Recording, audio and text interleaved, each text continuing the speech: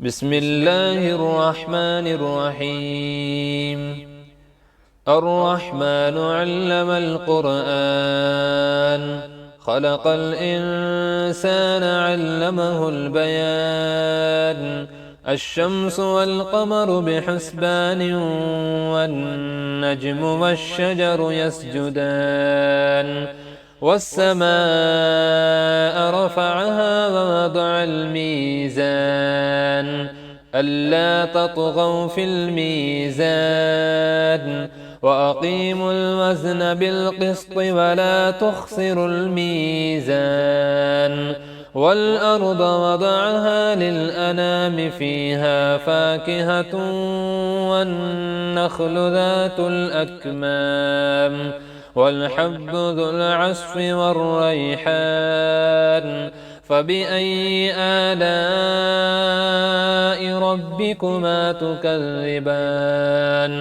خلق الإنسان من صلصال كالفخار، وخلق الجان من مارج من نار. فبأي آلاء ربكما تكذبان؟ رب المشرقين ورب المغربين. فبأي آلاء ربكما تكذبان؟ مرج البحرين يلتقيان، بينهما برزخ لا يبغيان. فبأي آلاء ربكما تكذبان؟ يخرج منهما اللؤلؤ والمرجان. فبأي آلاء ربكما تكذبان؟ وله الجوار المنشآت في البحر كالأعلام. فبأي آلاء ربكما تكذبان؟ كل من عليها فان، ويبقى وجه ربك ذو الجلال والإكرام. فبأي آلاء ربكما تكذبان؟ يسأله من في السماوات والأرض، كل يوم هو في شأن. فبأي آلاء ربكما تكذبان؟ سنفرغ لكم أيها الثقلان. فبأي آلاء ربكما تكذبان؟ يا معشر الجن والإنس، إن استطعتم أن تنفذوا من أقطار السماوات والأرض فانفذوا، لا تنفذون إلا بسلطان. فبأي آلاء ربكما تكذبان؟ يرسل عليكما شواظ من نار ونحاس فلا تنتصران. فبأي آلاء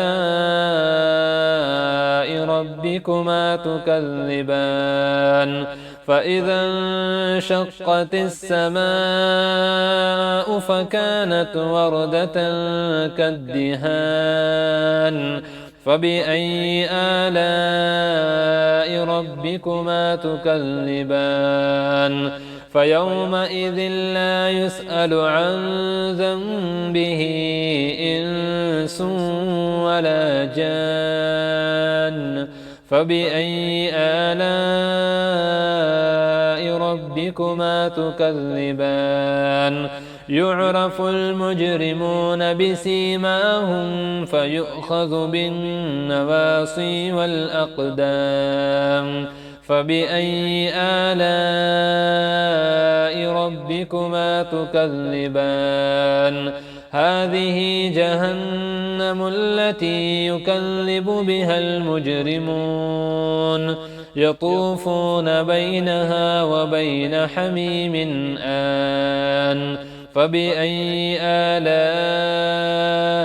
ربكما تكذبان ولمن خاف مقام ربه جنتان فبأي آلاء ربكما تكذبان ذواتا أفنان فبأي آلاء ربكما تكذبان فيهما عينان تجريان فبأي آلاء ربكما تكذبان فيهما من كل فاكهة زوجان فبأي آلاء ربكما تكذبان متكئين على فرش بطائنها من استبرق وجنى الجنتين دان فبأي آلاء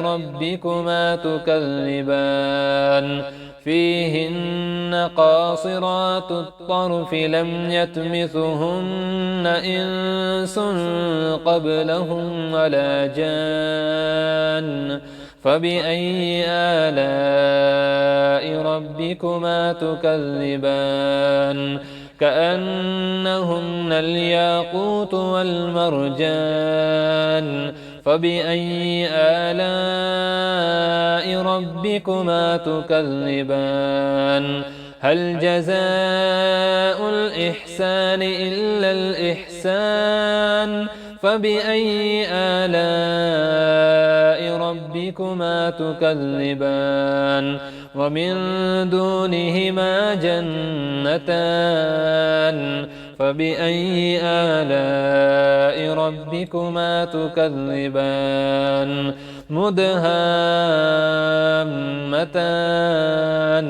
فبأي آلاء ربكما تكذبان فيهما عينان نضاختان فبأي آلاء ربكما تكذبان فيهما فاكهة ونخل ورمان فبأي آلاء ربكما تكذبان فيهن خيرات حسان فبأي آلاء ربكما تكذبان حور مقصورات في الخيام فبأي آلاء ربكما تكذبان لم يطمثهن إنس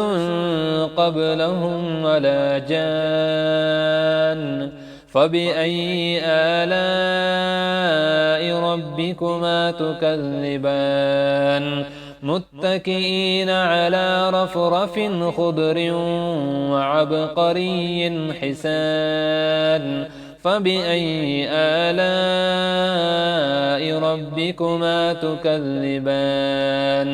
تبارك اسم ربك ذي الجلال والإكرام